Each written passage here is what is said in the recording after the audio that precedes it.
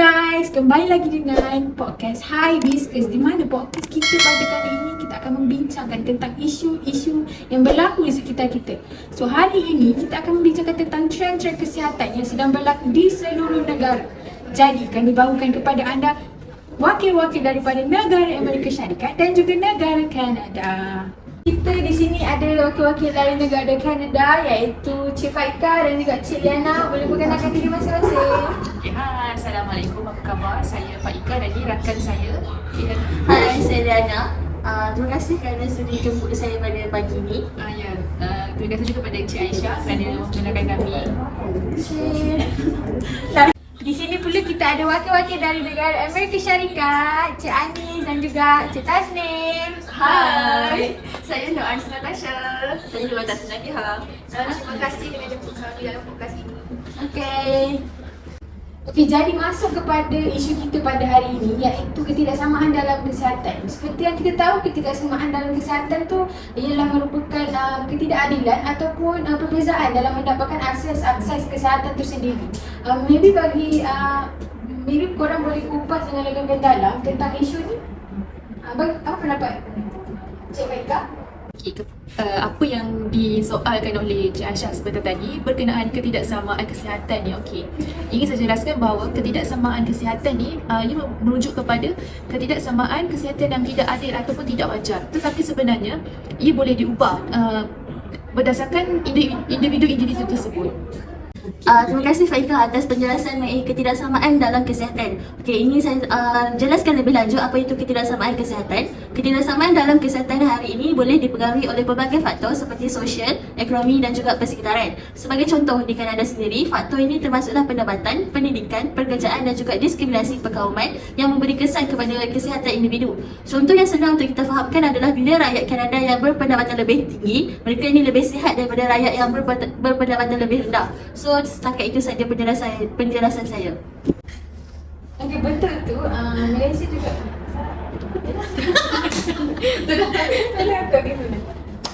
Betul tu, bagi Malaysia sendiri masih mengalami masalah yang sama iaitu ketidaksamaan dalam kesihatan. Apabila golongan berpendapatan rendah ni lebih cenderung kan untuk mendapatkan tahap kesihatan yang lebih rendah. Contohnya kadar penghidupan tinggi bagi golongan D20 iaitu di Malaysia adalah sebanyak 38.3, iaitu lebih tinggi berbanding dengan golongan T20 iaitu 27.1% sahaja di Malaysia.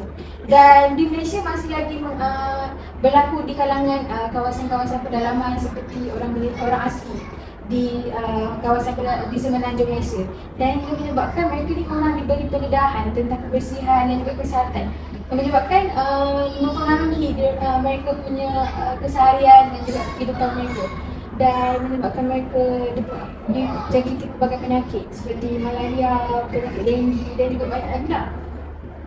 Ya betul, saya juga bersetuju dengan wakil dari Kanada di mana dia mengatakan bahawa faktor pendapatan adalah faktor yang penting di Kanada. Begitu juga dengan Amerika Syarikat di mana ketidaksamaan kesihatan dan penjagaan kesihatan dikaitkan dengan pendapatan. Penyelidikan juga mendapati bahawa apabila semakin tinggi taraf pendapatan seseorang, maka semakin baik taraf kesihatan seseorang. Ya betul, saya bersetuju dengan wakil daripada Amerika Syarikat juga, dan apa yang perlu kita lihat di sini adalah dari segi perspektif sosial itu sendiri, di mana ia banyak memberi dampak kepada mangsa dan atas ketidaksamaan dalam kesihatan itu. Jadi kita boleh lihat dari segi jurang sosial itu sendiri yang berlaku di mana-mana tempat. Jurang sosial sangat dan paling ketara yang berlaku di seluruh dunia. Bahkan ia juga berlaku dari sejak zaman dahulu lagi. Okey, sebagai contoh di Amerika Syarikat sendiri, jurang sosial ini sangat penting dan lebih tinggi daripada mana-mana negara yang maju, dan ia semakin meningkat dari semasa dan ke semasa. Jadi jurang itu yang seperti kita ketahui kebanyakan membawa kepada ketidaksamaan kesihatan mereka yang mereka akan perolehi. Perkara ini terjadi disebabkan faktor-faktor seperti pendapatan, pendidikan, bangsa, etnik dan lokasi geografi itu, dan ia telah memberi kesan kepada akses individu kepada penjagaan kesihatan dan hasil kesihatan secara keseluruhan. Okey, terdapat juga kajian di mana penyelidikan telah menunjukkan bahawa ketidaksamaan pendapatan kaum dan jantina itu memainkan peranan penting dalam ketidaksamaan kesihatan. di mana kita boleh lihat melalui jurang kesihatan antara kumpulan berpendapatan tinggi dan terendah yang semakin meluas dari semasa ke semasa. Walaupun kemajuan ketara telah dicapai dalam meningkatkan kesihatan secara keseluruhan di Amerika Syarikat, tetapi terdapat juga variasi besar dalam kesihatan di mana kalangan pelbagai kumpulan sosial terus wujud dan dalam banyak keadaan jurang kesihatan nampaknya semakin luas. Kesimpulannya, jurang sosial dalam kesihatan di Amerika Syarikat adalah isu yang kompleks dan yang dipengaruhi oleh pelbagai penentu sosial kesihatan. Okey, itu saja saya rasa dari saya. Ya, saya bersetuju dengan pendapat Cik Anis. Melalui pengalaman saya di Amerika Syarikat ialah satu sebab ketidaksamaan penjagaan kesihatan di Amerika begitu tinggi ialah ia merupakan satu-satunya negara maju yang bergantung kepada insurans kesihatan swasta. Akibatnya, mereka yang mempunyai rancangan tajaan korporat mempunyai akses yang lebih baik kepada penjagaan kesihatan berbanding dengan mereka yang tidak. Sebelum Atap Penjagaan Mampu, kira-kira 20% rakyat Amerika mempunyai sedikit atau tiada insurans kesihatan. Oleh itu, hampir 45,000 daripada mereka meninggal dunia setiap tahun kerana mereka tidak mampu membayar kos kesihatan yang sangat tinggi. Okey, baiklah. Kalau begitu, ini menunjukkan bahawa isu tentang kemudahan untuk mendapatkan akses penjagaan kesihatan turut berlaku di negara kita lah. Dan bagaimana menurut kalian dan apakah langkah kerajaan yang lakukan bagi negara Kanada ataupun negara Amerika Syarikat sendiri untuk mengatasi masalah untuk mendapatkan akses penjagaan kesihatan sendiri? Kalau di Malaysia, antara usaha kerajaan adalah dengan membaik pulih sebanyak 1,200 klinik yang daif di seluruh negara antara mulai tempoh 2023 sehingga 2025 untuk mendapatkan akses yang lebih baik kepada masyarakat itu sendiri, dan mereka diberi peruntukan sebanyak 11 juta ringgit. Dan bagaimana negara-negara bagi negara Kanada ataupun negara Amerika Syarikat itu sendiri? Ya, benar sekali apa yang dikatakan oleh hos kita iaitu Cik Aisyah. Okey, baiklah. Tentang akses untuk mendapatkan penjagaan kesihatan ini, sebelum kita teruskan dengan lebih lanjutnya, ingin saya jelaskan bahawa terdapat faktor yang di mana ia menjadi sebab kepada mengapa terdapat kesukaran untuk mengakses kepada penjagaan kesihatan ini. Yang pertama, oleh kerana kelewatan untuk mendapatkan rawatan. Seterusnya, tentang terhadap kurang kesedaran tentang penjagaan kesihatan itu sendiri, dan juga peningkatan kepada risiko komplikasi terhadap seseorang individu yang telah didiagnosis. Okey, seterusnya, di dalam satu kajian yang pernah dikaji juga, ia menunjukkan secara purata kira-kira 29% rakyat Kanada memerlukan penjagaan kesihatan untuk mengakses kepada sesuatu perkhidmatan kesihatan itu. Dalam kajian tersebut, jangka masa sepanjang menunggu giliran serta kesukaran untuk mendapatkan janji temu adalah faktor yang paling kerap berlaku dalam kajian yang dikaji itu. Seterusnya juga, terdapat satu kajian lain yang juga menunjukkan bahawa terdapat satu kumpulan tertentu yang mempunyai kadar yang lebih tinggi yang melaporkan tentang kesukaran untuk mengakses kepada perkhidmatan penjagaan kesihatan ini. Mereka itu tergolong daripada warga Kanada yang berumur bawah 65 tahun, wanita, warga-warga yang mempunyai tahap pendidikan yang lebih tinggi serta pekerja-pekerja sepenuh masa itu. Okay, ya betul Faika. Kita boleh lihat pula dari segi akses penjagaan kesihatan untuk warga emas di Kanada. So terdapat beberapa halangan yang dihadapi oleh warga emas di Kanada untuk mendapatkan akses kesihatan dengan yang lebih baik. Hal ini terjadi kerana berlakunya kekurangan pakar geriatrik, iaitu pakar geriatrik ini boleh ditaksirkan sebagai doktor ataupun profesional yang berkelayakan dan berpengalaman untuk merawat masalah kesihatan yang berkaitan dengan orang dewasa ataupun orang warga emas. So ia lebih menumpukan kepada rawatan seperti pencegahan dan penyakit yang sering terjadi kepada warga emas. Pada tahun 2019, terdapat statistik yang menunjukkan sebanyak 376 pakar geriatrik yang terdapat di Kanada. Okay. Walaupun perkhidmatan doktor adalah percuma, namun orang dewasa ataupun warga emas menggunakan perkhidmatan pakar yang lebih sedikit berbanding dengan individu yang lain. So hal ini menunjukkan bahawa potensi ketidaksamaan dalam mengakses penjagaan kesihatan. Namun terdapat juga beberapa insentif yang dilakukan oleh negara Kanada untuk meningkatkan akses kepada penjagaan kesihatan. Hal ini dengan memperluaskan perkhidmatan kesihatan keluarga, terutamanya di kawasan luar bandar dan juga yang kawasan yang lebih terpencil. Dengan inisiatif yang dilakukan oleh kerajaan ini, setiap individu dia akan menggunakan perkhidmatan kesihatan yang lebih baik. Setakat itu saja saya rasa perkongsian saya berkenaan isu akses kesihatan di Kanada ini.